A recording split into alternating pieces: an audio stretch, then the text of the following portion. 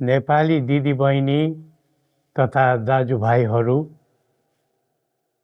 नेपालमा प्रजातन्त्रको मिरमिरे बिहानी उदय भएको फागुन 7 गतेको शुभ सन्दर्भमा हामी सबै नेपालीलाई हार्दिक शुभकामना व्यक्त गर्दछौँ। प्रजातन्त्र स्थापनाका निम्ति उदारता दर्शाइ बक्सिने हाम्रो जिजु बुवाजु राष्ट्रपिता श्री 5 त्रिभुवनको सम्झना गर्दै यो अवसरमा मौसुफप्रति हामी श्रद्धा सुमन अर्पण गर्दछौँ। जनता र राजा मिलेर प्रजातन्त्रलाई सबल बनाउन लागि परेको इतिहास साक्षी छ। त्यसैले प्रजातन्त्रका निम्ति जीवनदान दिने ज्ञात अज्ञात शहीदहरू र प्रजातन्त्रका लागि क्रियाशील रहने सबै पात्रहरूप्रति पनि हामी उच्च सम्मान भाव राख्दछौँ। प्रजातन्त्र आजको युगको उत्तम शासन पद्धति हुनुपर्ने हो। आम जनताको मन, मगज र मतका आधारमा देशको विधि व्यवस्था तथा मान्यता अनुसार राज्य सञ्चालन गर्ने सर्वमान्य आदर्श पनि हुनु पर्दथ्यो। यसबाट हामी कोही विमुख छैनौँ। राष्ट्रभित्रका हरेक वर्ग, समूह वा व्यक्तिको हक अधिकारको संरक्षण गर्दै प्रतिष्ठा तथा प्रगति अघि बढाउने प्रजातन्त्र सबैको प्रिय व्यवस्था हुनु पर्दथ्यो। यसमा कहीँ कसैको शङ्का हुनु हुँदैन। प्रजातन्त्रको कुरा गर्दा हामीले यसलाई वाद विवाद, द्वन्द्व विग्रह वा विरोध प्रतिरोधको अर्थले मात्र बुझ्नु हुँदैन। यस प्रणालीलाई हामीले समाज मैत्री र जनहितैषीको रूपमा पनि हेर्नु पर्दछ। सुन्दर शब्द, आकर्षक आदर्शले मात्र प्रजातन्त्र सार्थक हुने होइन। कर्म र व्यवहारमा प्रजातन्त्रलाई उतार्ने सेवाभाव र सही प्रजातान्त्रिक आचरण हुनु पर्दछ। सबैको पहिचान हुनु पर्दछ। सबैको अस्तित्व सुरक्षित हुनु पर्दछ। निषेधको दृष्टिकोण राख्ने राजनीतिले प्रजातन्त्रलाई बलियो बनाउँदैन। पक्ष विपक्षको अहङ्कार आफ्नै खालको स्वार्थ तथा हटवादले पनि प्रजातन्त्रलाई गतिशील बनाउन सक्दैन। आज देशको इतिहास मेटिँदै गएको छ। नेपालको अस्तित्व नासिँदै गएको छ। नेपालका होनहार जनशक्ति दिनहुँ ताती लागेर देशबाट बाहिरिँदै गएका छन्।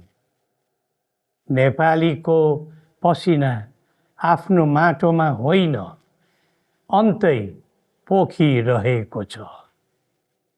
जन्मदै नेपालीको शिरमा हजार होइन, लाखको ऋणभारको बोझ छ। हाम्रा कल कारखाना, व्यापार व्यवसाय निरन्तर धराशायी बन्दैछ।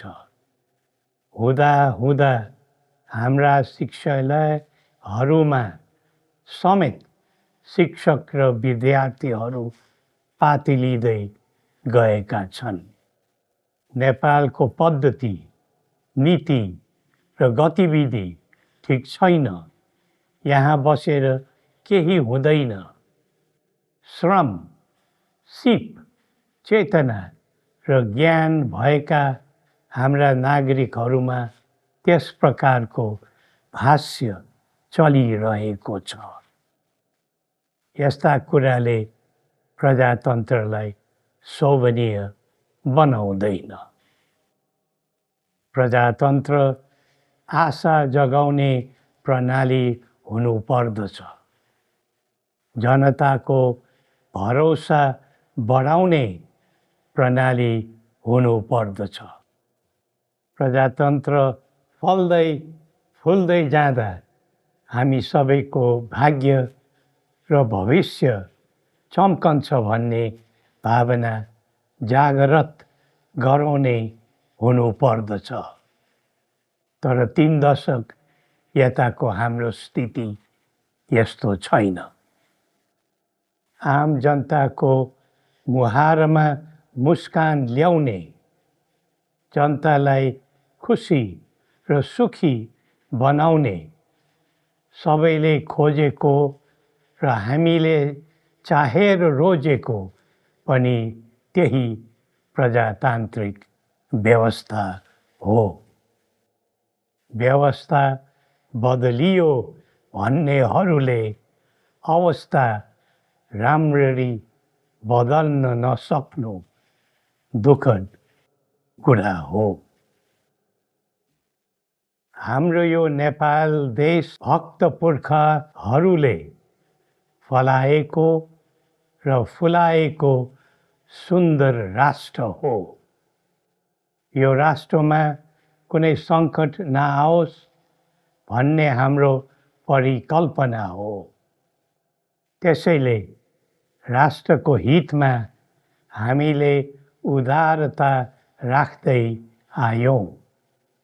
त्यति मात्र होइन, हामीले जनताको भलो होस् भनेर आफ्नो ओहदा र सुख सुविधालाई पनि त्याग गरेका हौँ।